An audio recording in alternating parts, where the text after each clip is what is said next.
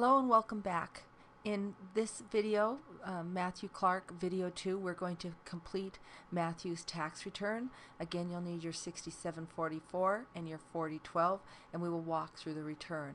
In the previous video, we filled out the entire main information sheet, and we were ready to move on to, in your 6744, page 69, and start with part 3, income. What I like to do is just go straight to the 1040 and use each of these fields to help guide me through the process, the 1040 page 1 of completing the return. And you will see that section 3 of in your test booklet of the intake and interview form really does align to the 1040. Now you'll see that from our main information form, the 1040 did populate with that data we entered from the main information form, Matthew's name, address, filing status, exemptions, etc. And if we go and scroll down to line 7, we will see that wages, salaries, and tips aligns with on part 3 of the interview and intake form, the kinds of questions that we ask. So Part 3 of the 6744 booklet on that intake interview form shows the first question said, did you have any salaries and wages, W-2 earnings? And Matthew answered yes, he did. So if you look on the 1040 in TaxWise, you'll see that I have entered in. But if there is an arrow, you can click out, and it's going to go ahead and link to a W-2, and you can see that we have a W-2 that has been completed for Matthew, and it will link to the 1040, but we can complete the W-2 information. Now if you turn in your test booklet to page 72, you will see that Matthew has a W-2 in that test booklet, and I've gone ahead and entered in the information that was found on that W-2 directly into the fields as they pertain to the test booklet. You can go ahead and pause the video right now and enter the data in, but you will see that it should end up looking like what you have on the screen. Now here's a note that you can see. Up above on the W-2 form, it says check to take the calculations off of 3, 4, 5, and 6. Sometimes your W-2 will have information which is different than an auto-populated attached to the wages, tips, and salaries. If you find that it is auto-populating and you do not want it to auto-populate, you can go ahead and check this box to take off auto calculations. Once you've completed the W-2, you can go ahead and click back out to the 1040 page 1, and you will see that that has been linked and that information has been populated. We can continue to go down and see if there's any taxable income. We'll look at the interview intake form and see if Matthew had declared any taxable income. He did not. He did not declare any tip income. The next place that we see a yes was on scholarships, and it appears that Matthew had a 1098T. If we turn in your test booklet to page 60,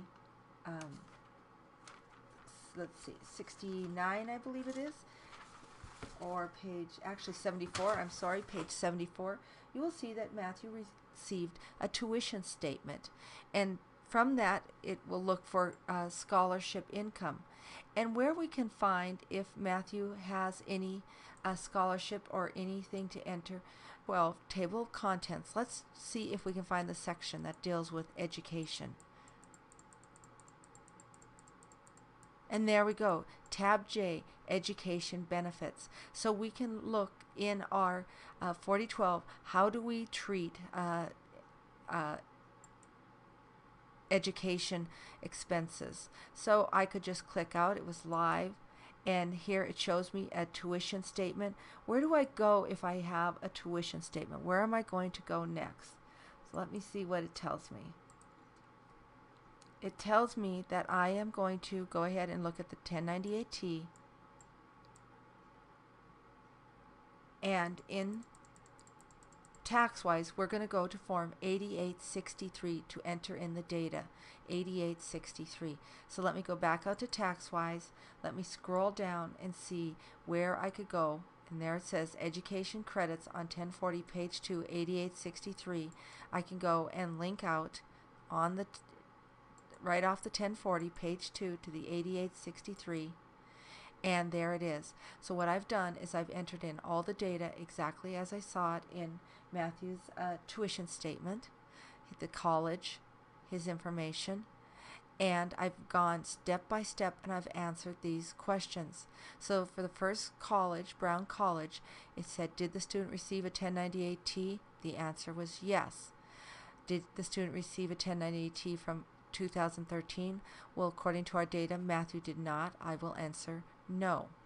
It asks if there's a second school, and there wasn't, so I can leave it blank. Then I'm going to go to line 23.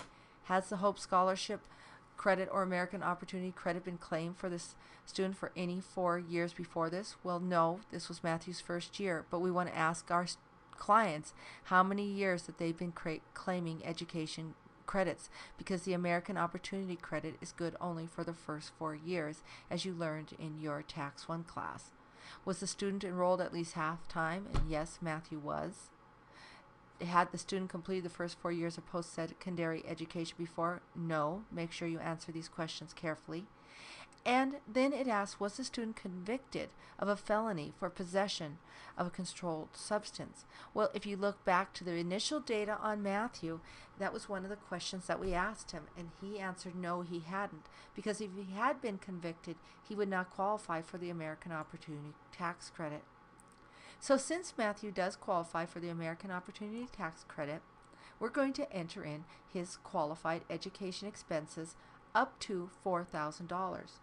Well, if we look at the Brown College Statement of Account that came on page 74 of the 6744, it says that Matthew paid tuition in the in the spring of $5,600, but $3,000 of that was covered by a scholarship.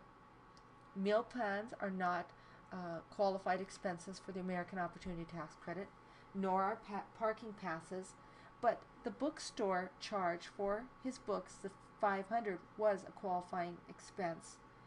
And the spring tuition, well, that will not be paid until the next year. So the amount of qualifying expenses that Matthew has, if you take the $5,600 plus the $500 in the book charges, subtract out the $3,000 tuition, would give Matthew qualifying expenses of $3,100. And if I were to delete this, I would show you that once we've entered in that data, it's red, the $3,100. TaxWise did all the rest of the work for me, gave me an qualifying credit of $2,275 on page 2. If we go up to page 1, we can see that TaxWise will go ahead and calculate the rest of the information for us. It will complete it and give us what the non-refundable education credits are as they pertain to Matthew. So we can go to the 1040, page 2, and see that that is now what has been populated for education credits. So the most important thing we can do when it comes to the education credits are to answer the questions correctly, so we can determine if it's a lifetime learning or an American Opportunity Tax Credit. Make sure we determine what are qualifying expenses and what scholarships may be applied, so that then the TaxWise can do a lot of the work for us. Now if we go back to the 1040, page 1, and we continue down the line to see when in the interview and intake sheet what other questions we have to answer for Matthew. Where did he answer yes? On page 69. Well, the next place that Matthew answered yes under income was payments from pensions and annuities, or an IRA. So if we look at line 15, an IRA distribution. So we're going to go ahead and click the arrow and leap out to the form, the link form, to see what information that we will have to enter. So Matthew had received a 1099-R, and Matthew's 1099-R was on page 72. I took that information and I simply entered it all in. The only thing that I changed, Matthew had on his 1099 a code 1. But Matthew had taken out that IRA distribution. It told us in the data about Matthew for a to apply toward his education expenses. And if we go to the back into the 4012 and we go back to, so when we're in the table of contents, let's look and see if we can find anywhere where we could see if we could alleviate some of Matthew's penalties because he used that withdrawal to pay for his education expenses. So in looking at this,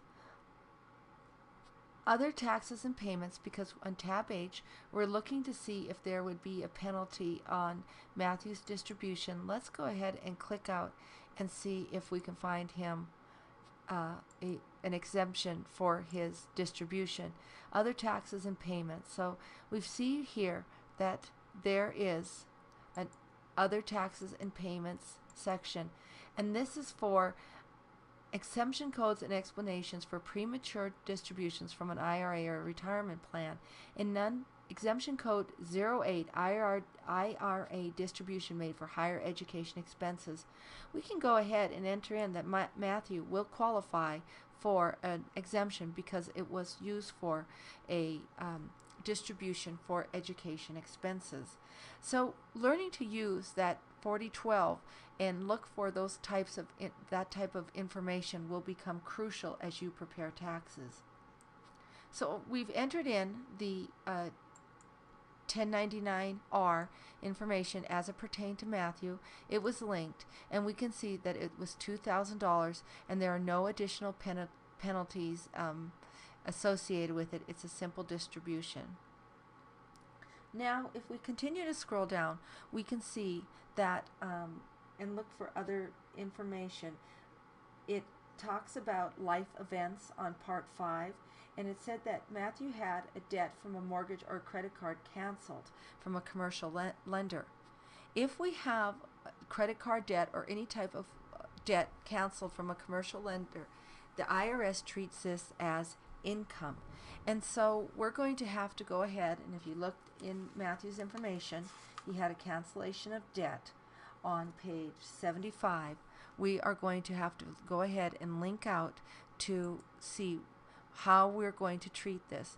And it tells us that at 1040 worksheet 7 we can report other types of income such as a cancellation of debt, line 16, and enter that in. That is a way to get to report that cancellation of debt. So a lot of times if you're going through the 1040 line by line, you can see they've got arrows. If we go ahead and click on those arrows, it will take us to where we need to go. Let's say that Matthew had some Social Security benefits. We could have gone and clicked on the arrow and to the link, and it would have taken us to the 1040 worksheet 1, Social Security and other income. So those arrows can be very helpful as well. The 4012 and the arrows can all help. So now we have our total income that Matthew has earned that we will be using to arrive at the adjusted gross income for Matthew. Then we can go into the 1040 page 2 and start to look at it. Now the tax-wise, if you notice, has auto-populated those green fields with all of the information needed. Are we forgetting anything when it comes to Matthew and with his forms? And the answer is yes. We still have to deal with, if you turn now to page 70, we have to deal with the fact that Matthew had made contributions on the Affordable Care Act. He had gone out and purchased the insurance in the marketplace. So we're going to have to see if Matthew had correctly calculated any of the issues with his premium tax credit. Now, what we're going to do is we're going to see that it was populated from tax-wise, the $26,200 of the adjusted gross income. And the next thing we're going to do is this would have been red. We would have clicked that Matthew was from the contiguous 48 states. We will click that. It will populate with some of that information that we need from the premium tax credits. we're going to go ahead and look at his 1095A, and we're going to populate all the necessary fields to complete this. And then we're going to be asked if Matthew had an advance payment of the PTC, and he had, of the $1,440. And TaxWise is going to go ahead and calculate that Matthew had in fact received too much premium tax credit. He had understated his income, and so TaxWise is going to calculate that he has to now repay part of that premium tax credit. And that's what we're going to see populated here as the advance payment of the premium tax credit. So Matthew is going to have to take and repay that as part of his tax return. So his refund will be lessened because of that premium tax credit. So at the end, we will see that Matthew will still get a refund of $1,700 after we have entered in all that data.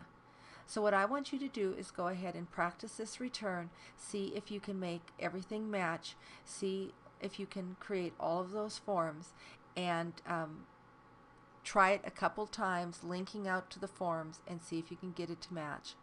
The next videos are going to be preparing the Kelly Floyd returns, and we'll see if you can get those to match as well.